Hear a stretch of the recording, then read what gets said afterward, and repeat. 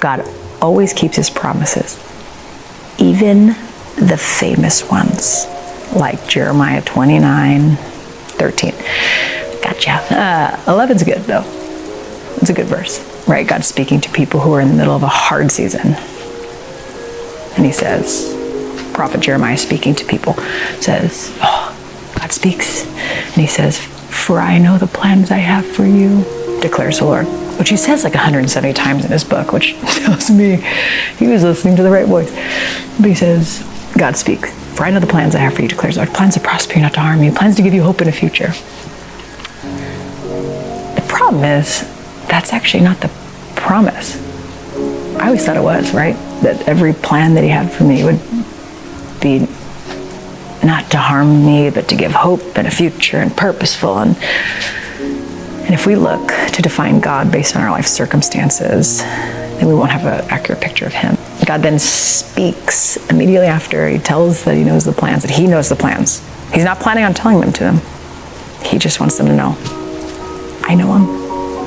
And yes, there are plans not to harm, plans to give you hope in a future. And then he tells us what to do in the midst of not knowing a single thing. He says, "Then you will call upon me," which is a direct contrast to like calling upon yourself. I do that a lot. He says, "Then you'll call upon me and come and pray to me." And he tells us about himself. He says, "I'm going to listen to you." And here's the promise.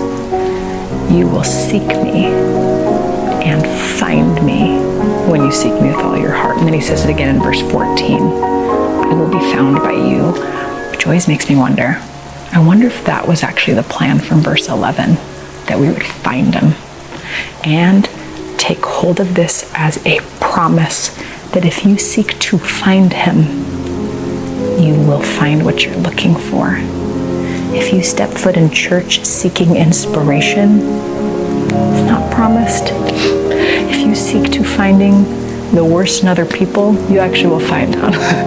But if you seek to find God in church, you'll find him. If you seek to find him in quiet time, you'll find him. You may not find amazing byproducts that you've been searching for. In fact, I wonder if that's maybe what we're seeking. But it's a promise. If you seek to find him, you'll find what you're looking for. And when you find him, I think you'll have everything you need. Enough to trust him as the one who knows the plans, even if he doesn't plan on telling us all of them. Rather, he woos us. Trust me. And the place of trust begins not in declaring that you do. It's being honest even in the ways that you don't. Because that is finally trusting him with precisely where you're at. And guess where God wants to meet you? Right there.